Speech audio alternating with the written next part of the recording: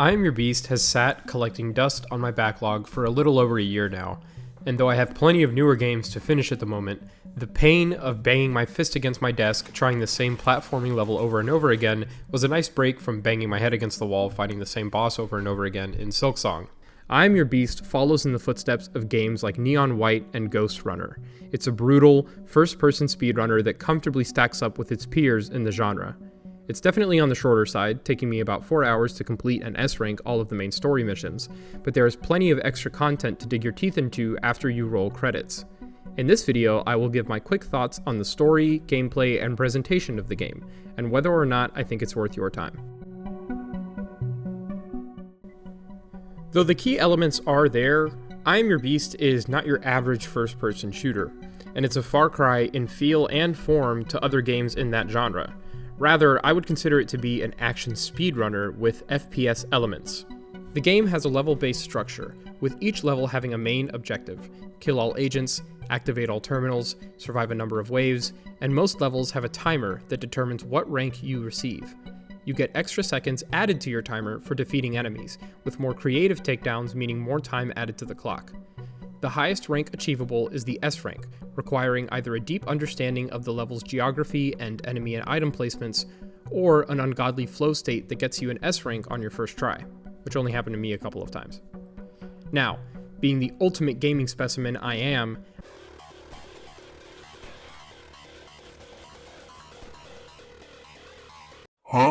I was able to beat the campaign with an S rank on every level. This wasn't an extremely difficult feat, and I think most people with experience in fast-paced first-person shooters can do the same with enough patience.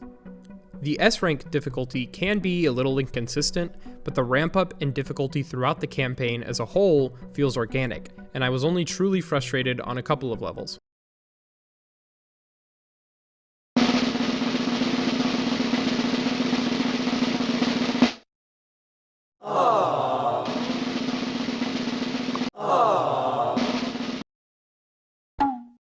I Am Your Beast's platforming and combat controls feel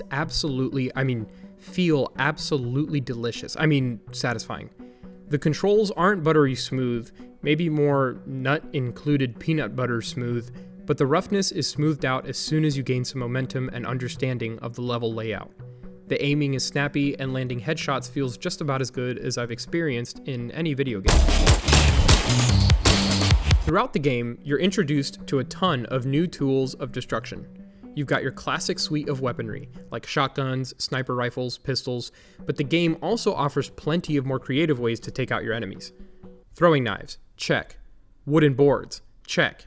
Bear traps, double check. Boot to the face, check. Hornet's nest, check. And utilization of all of these methods is essential to getting that coveted S rank, as the more creative the kills are, the more seconds you get added to your timer. For example, a simple headshot gives you half a second, but explosion kills give you a whole second. So even though you may be able to reach the hatch at the end of the level quickly, you need to find the most efficient ways of dispatching the largest amount of enemies on the way there to give yourself enough time.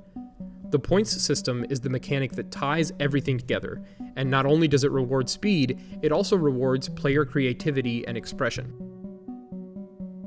One of my biggest issues with 2022's Neon White, an excellent first-person platformer, was the lack of player expression in its gameplay design. The level design was great, but there was really only one way to beat each little encounter.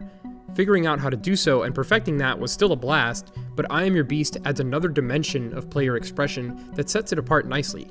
There are typically at least 2 viable physical paths to complete an objective, often more, and when you combine that with the various tools that are placed throughout the map, I think you'd be hard-pressed to find that you had the exact same solution to a level that someone else did.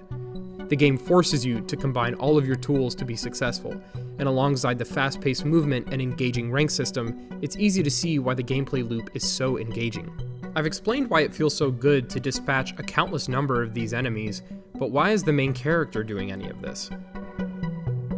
I Am Your Beast follows Harding, an ex-gun-for-hire for the United States military.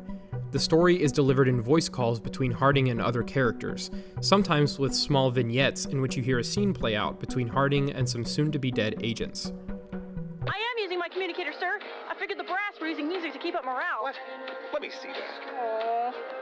This is our frequency. That would mean that Harding has the new encryption codes. That would mean Harding has the new... Fuck! He now lives as a hermit in the forest, but his respite is disrupted by his old military contact, General Birkin, who is trying to recruit Harding for one last job. He refuses, so the general sends an occupation force to capture Harding. 5 one last jobs ago. You owe me. Pull your agents back, Birkin. This is the context for the levels and the reasoning for the mass destruction. I won't go into too many more of the plot points, but the story continues at a steady pace from here on out, bouncing between Harding's inner dialogue and his conversations with both Birkin and Byron. While the plot elements are simple, they do make for a nice complement to the frenetic action of the levels. The only real miss is in Harding's characterization. Harding is supposed to come off as a smug badass, but his nonchalant attitude towards murder and low tone of voice gives him a real edgy middle schooler vibe. Both the writing and performance contribute to this, and for lack of a better term, it just kind of makes me cringe. I'm going to use your guns and your tech to kill every agent you sent into this forest. How can you see into my eyes? The other thing I struggle with is Harding's justification. The writers are well aware of the irony of killing hundreds or even thousands of people just to avoid killing a handful more for the government, but Harding never really addresses this in a way that measures up to his actions. It's Birkin's fault for sending them out here in the first place, of course, but when the game so clearly goes out of its way to humanize the nameless agents... Sorry, Steven. It's okay. It's wasp allergies, right? Yeah. I can't stop asking myself where it all went wrong. Well, I can answer that one. They sent us to fight a fucking monster. It would have been nice to see Harding struggle more intensely with his actions. Regardless, he fits the John Wick bill well enough, and though the performance can be a little... he was an entertaining protagonist. Birkin is probably the worst character. He's extremely one-note throughout the entire game, but his hatred for Harding is compelling enough to look forward to in the brief breaks between missions. Leave me alone, Birkin. Captain, deploy the demolition squad. A few levels in, Harding meets a soldier named Byron, who offers to provide information regarding what Harding may face next, in exchange for his life if their paths were to cross. You calling for Birkin? No. I'm, one of the poor bastards it seems he sent out here to die. My condolences. Yeah, thank you. Byron is probably the best character, with his dialogue allowing for some moments of levity that break up the tonal pacing nicely. Yeah, okay, babe. Babe.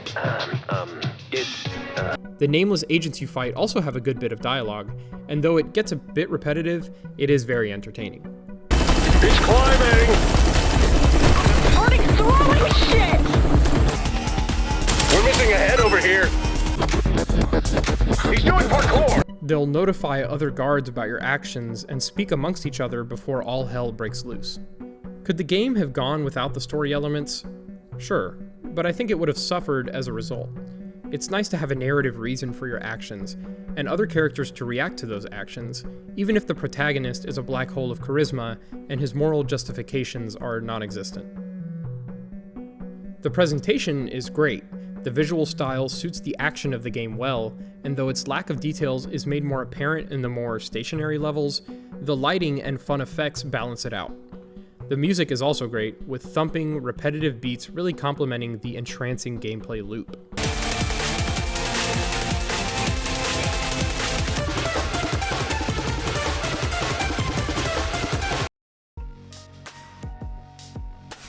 I certainly wish I would have gotten to this game sooner, but with the content they've added over the past year, I'm not too mad that it took me so long.